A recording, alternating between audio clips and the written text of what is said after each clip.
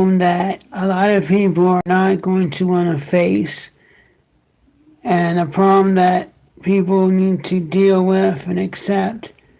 I wish it's not true. I pray to God, hope it's wrong, and I'm wrong, but I hope that I am, but I don't know if I'm wrong. I don't know if I'm wrong. I hope I'm wrong, but I don't know if I'm wrong. But I could be wrong. Hopefully I am. But I may not be wrong. This is, unfortunately, no matter whether you think Trump shouldn't back down $5 billion, $10 billion, it doesn't really matter. The fact of the matter is that the courts will shoot down national emergency or executive order, and Congress doesn't seem like they're into passing a law of any kind, whether he gets tough or not so tough.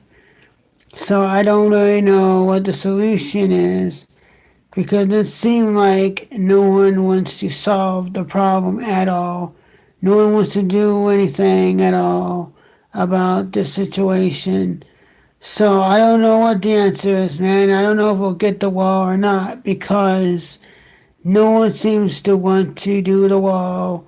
And Congress, and he wants them to do it, but there's checks and balances. And he can't just do it, and it's like it doesn't matter, and they're going to still yell at him. It's like Congress won't budge, the courts ain't going to budge.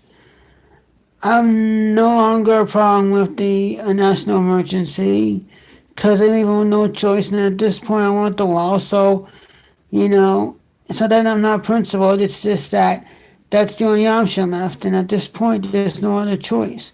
And if they shoot it down, then they shoot it down. Then I said, so be it. I mean, I know it's like when all the end justifies the means. Well, if you listen to Steve Dace last week on Wednesday, Thursday, and Friday on the Blaze Radio and TV, it's like that's what he wants you to do. He wants you to do whatever it takes. Because if he says no to national emergency, then what do you want him to do? Because it's not going to happen in the court system. If you think that you can make Nancy your bitch, then Steve Dace, why don't you be president? Why don't you be president, Jonah Goldberg, Eric Erickson, and Ben Shapiro? Because you never Trumpers don't like you have a solution, but then bitch because you capitulated. But there's an airport to consider. The O'Hare and LaGuardia shut down Friday, and more we're going to shut down soon. So to me, it's just like, what do you do? It's like there's no other choice, because they're not willing to do anything. And if they're not going to sit there and fix this, and they don't want to fix it, then I don't see what choice you have but to sit there and do the national emergency. And if it doesn't happen, then I guess they don't get the wall. But it's like, if you have to have the wall on the wall for Trump, then you're stupid, unless you believe it's Trump's fault. It's not. He knew what he had to. It was getting to a dangerous point. I don't think it would have been good for the country if we had no airports open. Because eventually, by March at the latest, there'd be no airports open, in my opinion. I don't think anyone would be able. So TSA and people up there and manning the cockpit up there in the control towers, I doubt that the airports will stay closed. They didn't want to do it anymore. So unsafe, they had to shut it down. He did LaGuardia and O'Hare on Friday. So to me, it's just like, I know it's only a few airports, but I mean, it's going to get worse and more airports to come. I mean, what do you do? This is like when a tough situation, but you just want results and you don't care. As I go to start, no, it's like too bad, doesn't matter. It's like too bad if you couldn't get it. It's like too bad, we're just done. We're done. Why are we done? It's not Trump's fault. So why are we done with Trump? You're gonna throw Trump aside. You really want Kamala Harris as the president? You really want President Kamala Harris? I mean, I don't want Kamala Harris as our president. Do you want Joe Biden as your president? Do you want Bernie freaking old Sanders as your president? Man, see, people just need to start getting have a come to Jesus moment. Whether you're a never Trumper, whether you're a former never Trumper, whether you're always principled, whether you're sometimes Trumper, or even whether you're a Trumper like Ann Coulter. It's like, really? Are you going to sit there and throw our country away because you couldn't get your wall? If you can't get your wall, you can't get your wall. There's checks and balance. The court dismisses it. They clearly are obstructionists. They clearly don't care. But you're going to sit there and be like, well, we didn't get the wall. Well, you know what? We didn't get the wall. But you know what? It is what it is. Sometimes you have to be a big boy and realize, you know what? Sometimes it's beyond your control. You can't go on one.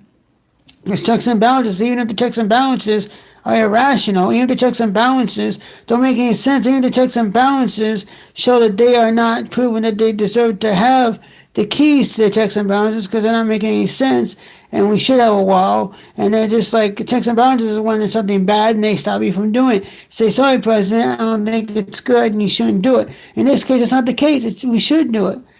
But it doesn't matter, unfortunately, what are we going to do? How are we going to get rid of all these House and Senate members and kick them out of Congress because they don't do their job right?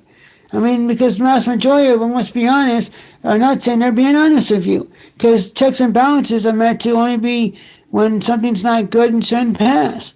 But if it's a good idea, and if the wall is a good idea, then what the hell? It doesn't seem like these people are too bright or intelligent because they're doing checks and balances on this. This is not something you need to do a checks and balance on because this is something that clearly we need. We need a wall. So checks and balances are for things that are bad. It's crazy. And this makes absolutely no sense to me whatsoever. And this is amazing, man. This is crazy, man. How are we saying they're doing this, man? This is nutso. Look at what they're talking about now. This little Navajo situation of black people and Covington kids from Kentucky here on the this live thing I'm watching with Beauty and the Beta. Man, this is crazy. What's get a little of this?